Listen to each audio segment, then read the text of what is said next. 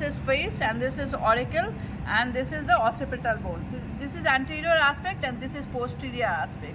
So this is the anterior aspect of neck and this is the lateral and here is the posterior aspect of neck. What we are seeing, this is the sternocleidomastoid and this one is the posterior border of sternocleidomastoid. So posterior triangle is bounded anteriorly by the posterior border of sternocleidomastoid, posteriorly bounded by this one is the anterior border of trapezius muscle.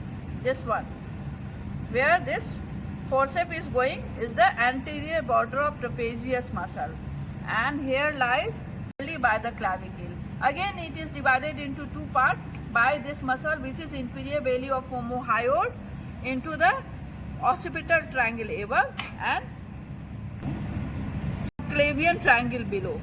Above there is occipital triangle and below this one is subclavian triangle or supraclavicular triangle, as this lies above the clavicle. Okay.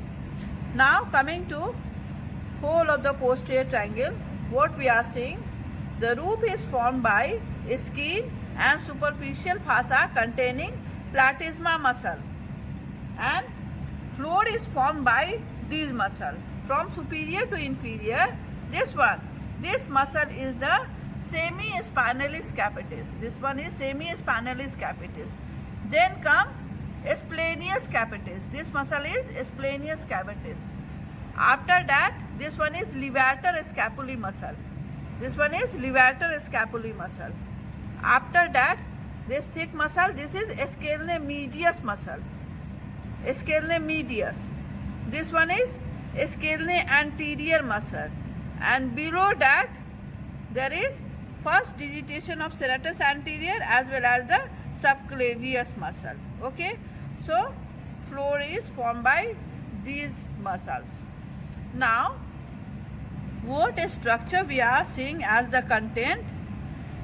Just look at this nerve. This one, it is crossing across the posterior triangle obliquely along the line of levator scapulae muscle from sternocleidomastoid to the trapezius. This one is 11th cranial nerve, that is the spinal accessory nerve.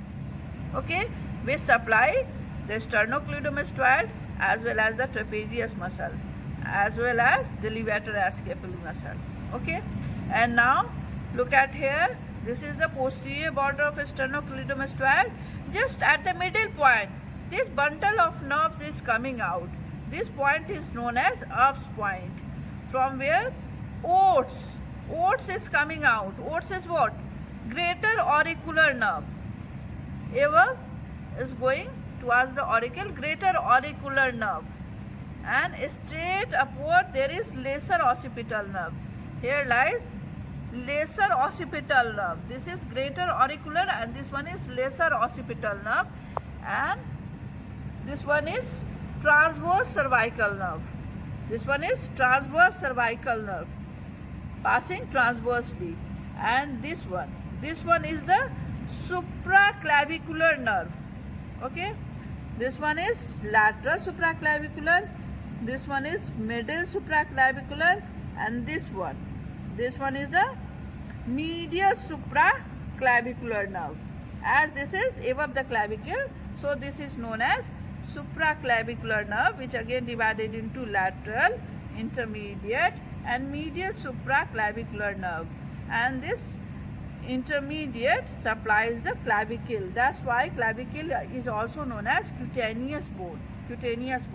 Okay, and now very important, this one is a scalene medius muscle, whole drop this is, and this one is a scalene anterior muscle. In between these two, what we are seeing, this is the trunk of the brachial plexus. This is the upper trunk of the brachial plexus.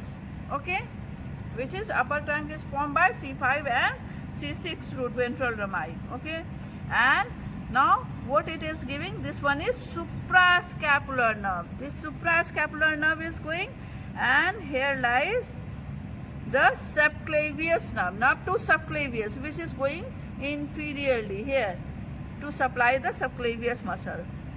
Okay, And again it is divided into two. This is the anterior trunk and this is the upper trunk, which is divided into anterior division, and this one is the posterior division.